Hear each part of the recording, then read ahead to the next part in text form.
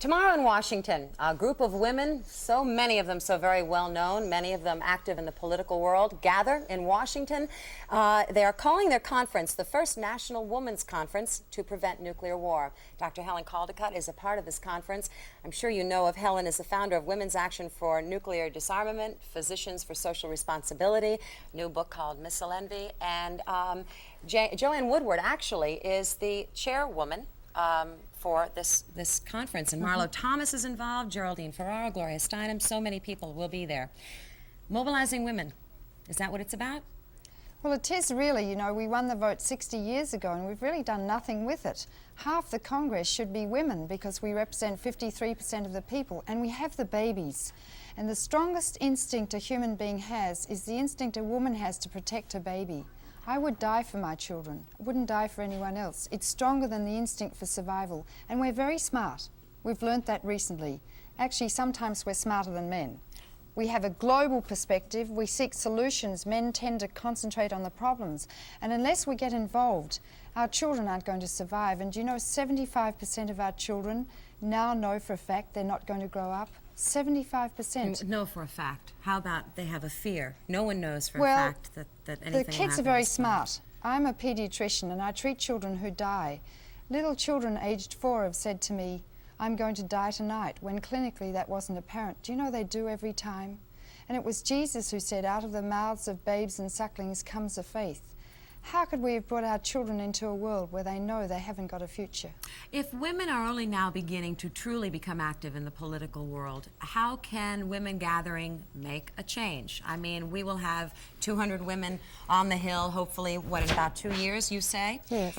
But now, is this just talk, Helen? I mean, what will this mean? No, we need to empower women. We need to educate ourselves, and people should read my book, Missile Envy, named for a reason, but it's got lots of information in it.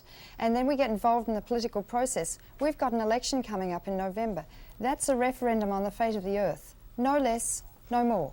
62% of Americans now believe if Reagan's re-elected, he'll bring us into a global conflict. This country's only preparing to fight one sort of war. That's nuclear war. All right, 2 questions. First of all, do you actually aggravate the gender gap by only making this a women's conference? Aren't men truly as concerned about the fate of the planet? I mean, it won't be a whole lot of fun if it's just we women left. Some men are, but the majority of men in Washington are not. You watched George Shultz after the day after. He came on and they asked him about his grandchildren after he'd seen the world blow up. And he said, no, I'm not worried about my grandchildren. And he showed not one whit of emotion. Now, if I have 2 parents in my office and I tell them their child has leukemia and they show no emotional response, I get them a psychiatrist. But you're making a generalization based on Schultz's reaction. No, I mean, and Caspar Weinberger talks about blowing up the world without showing any emotion. I deal with those men. I debate with them, with the Pentagon guys. They can't stand emotion. They can't bear to face what they're actually doing. They're preparing to blow up the world, no more, no less. I don't mean to discount the first step of gathering women, but why not a human conference? Why not all people getting together that represent all facets and walks of life? Partly because women tend to do nothing. You know, they get worried and I say, well, run for Congress. And they say, who, me? And well, so we have to beginning to do that just now. Beginning. Well, but 53% of the population is women, and it's time that 200 members of Congress were women, and we're going to form the 200 Club. By the year 1986, 200 members of Congress are going to be women. What do you say to those who believe that we need a stronger defense? Well, Carl Sagan's recent data shows that 1,000 hydrogen bombs dropping on 100 cities could envelop the Earth with a cloud of smoke so thick it could block out the sun for up to 1 year and produce nuclear winter and destroy the Earth. America's got 30,000 hydrogen bombs. Russia's got 20,000. Reagan wants to build 17,000 more in the next 10 years. That's sheer madness. No one wants the bombs to drop, but if we, in fact, are not equal in our defense, and we are the weaker of this, it doesn't... That's pre-nuclear thinking. Is it? Yes. The splitting of the atom changed everything, said Einstein, save man's mode of thinking. Thus we drift towards unparalleled catastrophe. What does it matter if 1,000 bombs can destroy the Earth? How many more than 1,000 Russia and America have? 1,000 can blow up the Earth.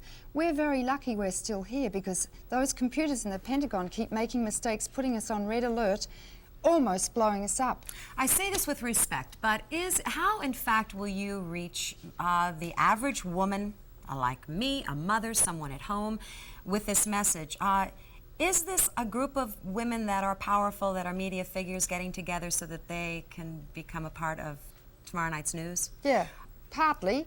A lot of them are film stars, but recently I was on Donahue with Jane Alexander and Margot Kidder, and we reached 20 million people. Mostly women, and we got 10,000 letters, people sending pictures of their babies in. The women opening the letters were crying. Do you know that 50% of people under the age of 30 at the moment believe we won't make it over the next 10 years? Yes, I know. I mean, why aren't we jumping off our seats? What But are do we you all increase about? the panic? Joanne Woodward said when the Korean plane was shot down, 007, that she was riding in her car and she opened the window and she said, "Is this the end?" That's right. That kind of reaction, does it increase the panic? You see, what are your goals here, I Our guess? strongest instinct is the instinct for survival. If we're being chased by a bull, we can jump a fence 6 feet high. Somehow we're repressing the instinct for survival and we're practicing manic denial. We're denying with such a mania we're into jogging, fixing our bodies. When if we don't do anything and get off our tails and get involved in the political system, our bodies are going to be vaporised. Why are we so unconcerned about the fate of our children?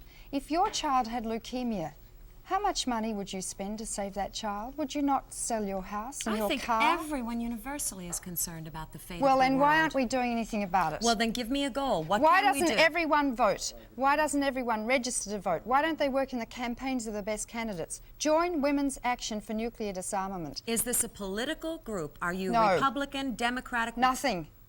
We're women wanting our babies to survive, practicing preventive medicine. The number to call is 643-4880. 643-4880 will tell you exactly what to do. This is really a Republican issue because nuclear war is going to be bad for business. Dr. Helen Caldicott. Yes, it will. Thank you. Dr. Helen Caldicott. Boy, I'll tell you, I know you do an enormous amount of work, and I admire you for that very much. Well, I want my children to grow up. I think we all want that. Yeah, Thank you, don't Helen. we? We'll all be watching, and certainly tomorrow. The site is Washington, and I'm certain you'll see it carried on all of the network news, and here on Channel 5, on our 6 o'clock news, there'll be coverage, I'm certain.